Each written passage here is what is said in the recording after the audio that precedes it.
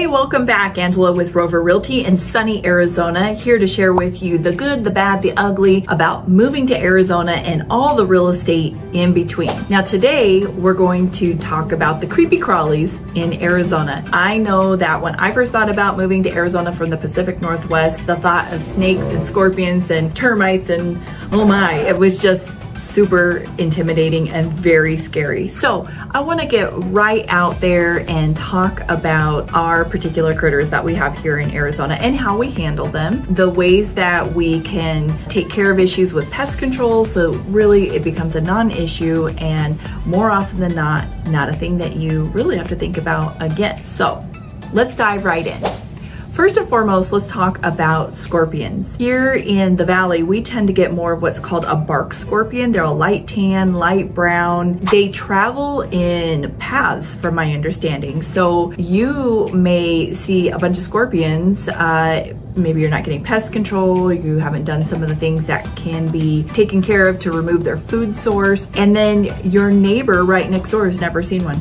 Ever. So it's really interesting because they do tend to go to the same areas, travel in paths, unless there's been a disturbance. So perhaps, you know, you're digging a pool or you back up to maybe a field where they're tilling it for the time of season. Sometimes you'll get things seasonally or just as there's some earth movement happening. So it's pretty common here in Arizona in the valley that most of us get a regular pest control service. The goal of the pest control service, it's not really to kill the scorpions. Unfortunately, it takes like a nuclear bomb. No, actually, I think I read somewhere that they even outlive that. So what the goal of the pest control service is they actually are spraying to take care of the food source of the scorpions. So common things that you'll see for food source is usually crickets. Crickets in your home is something you absolutely want to take care of because scorpions love crickets. And that is an easy way to have some management with that pest control. And here's the best part, it's not very expensive. Getting a monthly service typically is anywhere from $25 to, you know, maybe $40 a month, and it just gives great peace of mind.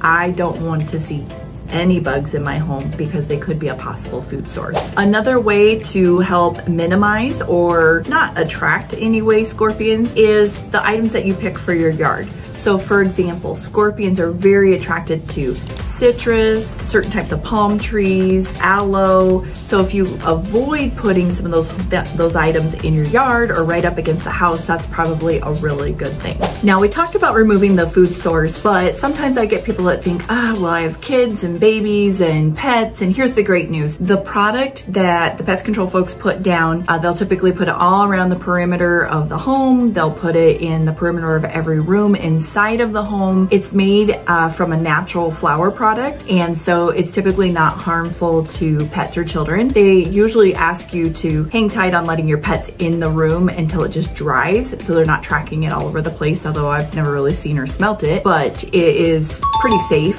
from my understanding, from what every pest control company has ever told me. And we do have dogs and kids and cats. And speaking of cats, okay, our cats have been amazing. Our very first house that we were in, we did rent for a short period of time just until we got to know the area a little bit. And unfortunately, it was a home that had scorpions. I didn't like it at all. Being my first house here, that was a no-go for me. But our cats were wonderful at treeing the scorpion. They would literally find the scorpion and then just, you know, stand there on guard and make these noises until we just knew. We knew that there was a scorpion. Now, the only thing I will tell you is if you ever do find a scorpion in your home before you get the control, you know, get managed and under control, is that you don't want to smash it in the house. I know this sounds so gross, but they have like 25 to 35 babies at a time and the mothers carry them on their back. And so if you smash that scorpion and it has a bunch of little babies that they're so tiny you can't even see them. They're like a fraction of your little pinky nail.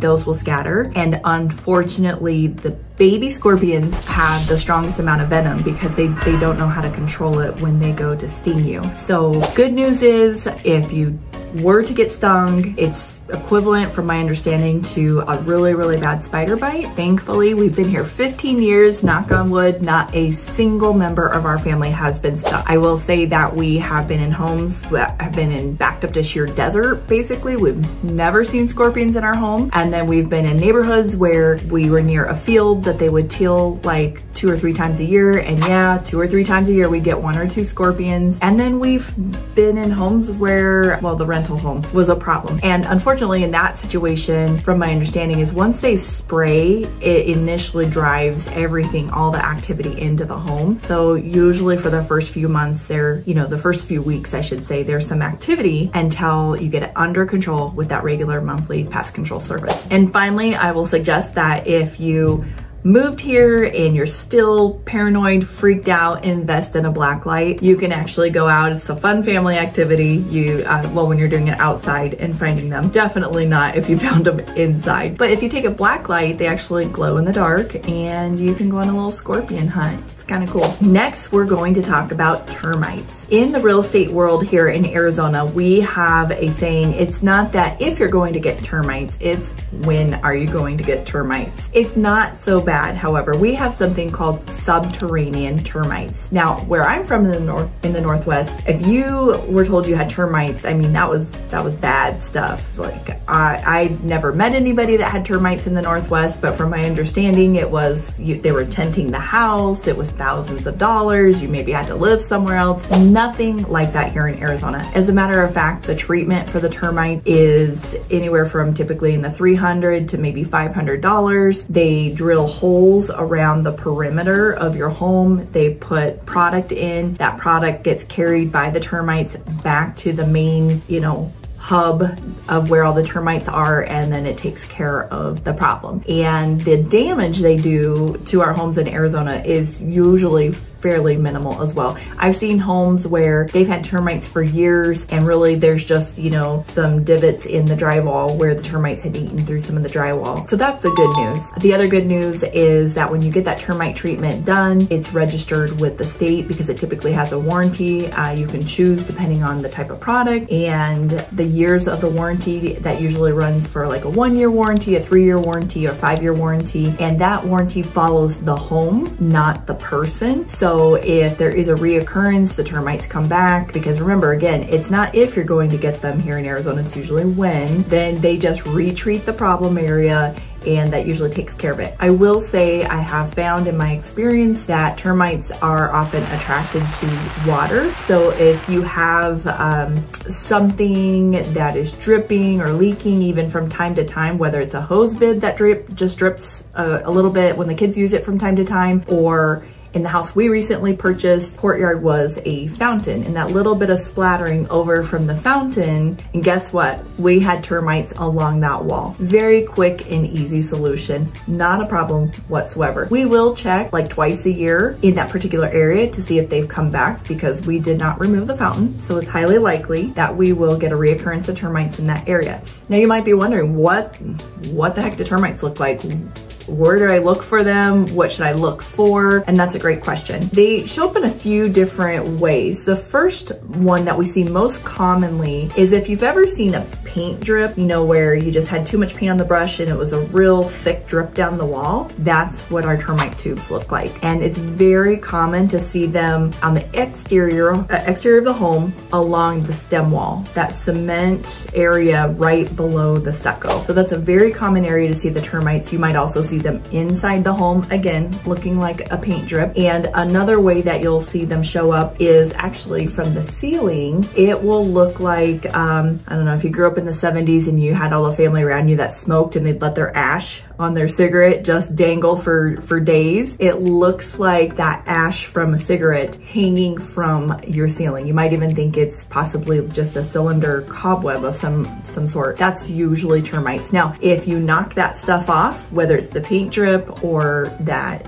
ash, and it's there a couple days later, you have termites. So like I said, not a problem. Easy solution. Okay, you couldn't talk about Arizona if we did not talk about coyotes. Yes, they look just like on the Roadrunner Wile E. Coyote cartoon. They're skinny. They kind of look like a skinny, mid-sized dog. So they tend to be very skittish. A lot of people are very scared of them. It's almost unheard of for them to attack or try to do anything to a human. Honestly, the most thought and concern you really need to have about coyotes is if you're out walking with your dog, you really want to keep your dog leashed at all times.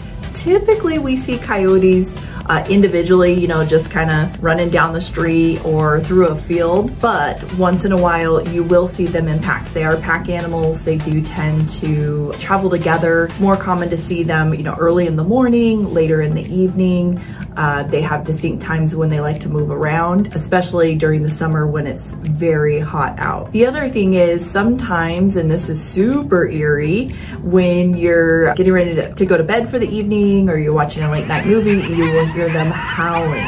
And it is like, it just makes your, you know, the hair stand up on the back of your neck. The howling does not necessarily mean that, you know, they've taken something down. The coyotes actually use the howling to communicate and to let other packs know they're in the area and to stay away. Okay, we couldn't talk about coyotes without discussing your pet safety. Unfortunately, if you are in an area with coyotes, which I can assure you, you probably are, small pets are prey for coyotes.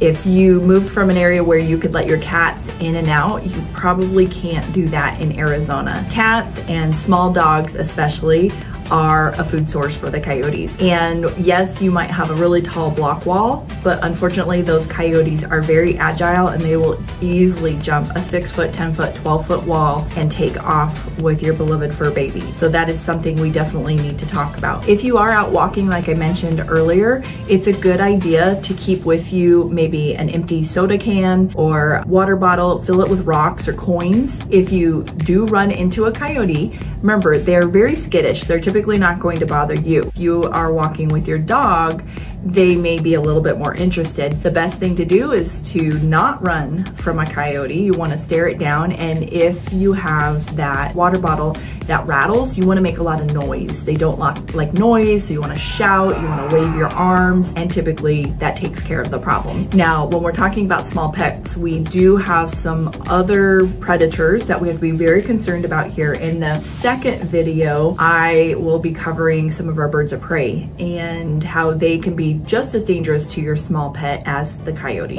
Okay, we wouldn't be the Wild West if we didn't talk about bobcats. Yes, that's right. Arizona also has bobcats. I don't know so much about mountain lions, but bobcats are pretty common. You'll see it in a lot of news stories and your neighborhood postings, and just like your coyotes, guess what? Bobcats are super agile. They too will jump up on the wall. They too will try and come into your yard. And the bobcats, I saw one live and in person in my own backyard just a few months ago. Beautiful, beautiful, stunning creature, by the way. But we have cats, we have dogs, we have children, and the last thing I want in my backyard is a bobcat. Keep in mind, like the coyote, they too are pretty skittish, and it's not very common that they are going to go after you or anything in your yard, but they are a wild animal. And that is definitely not a wild animal that you want to intentionally attract to your yard. So there are some things that you can do. You'll want to remove any food sources from outside. Don't leave your dog food or your cat food outside. Also, if you have fruit trees, pick up the fruit off the ground. The bobcats like that as well. And yes, you might hear them screaming. I mean, between you got the coyotes howling, you've got the bobcats screaming. Again, that is a form of communication for the cats and doesn't necessarily mean that something awful is happening right then. Okay, earlier I promised you I would tell you how you could get fined for leaving a pumpkin on your porch. I mean, where do you live if you can't leave a pumpkin on your porch for Halloween? You live in Arizona. And here's why. We have something here called a javelina. I'd never heard of a javelina before moving to Arizona, but they basically look like a mid-sized, portly, chunky pig. And if you see one of them, you're probably going to see several of them because they do travel together in packs. Now, unlike the coyote and the bobcat, who are skittish, the javelina they operate more on defense mode. And so they will charge you, and they have tusks and they grunt, and they can be quite dangerous. So Maricopa County, for example, has made it illegal to put a pumpkin on your porch. And it's all in good reason. I mean, it's to protect you because the pumpkins very, very much attract those javelinas. Another thing that you'll see about them or hear about them if you encounter one or know somebody who does is that they stink. They have these scent glands that smell awful. Kind of like in some areas, you know, you'll have a skunk that's stinky. We have our javelina.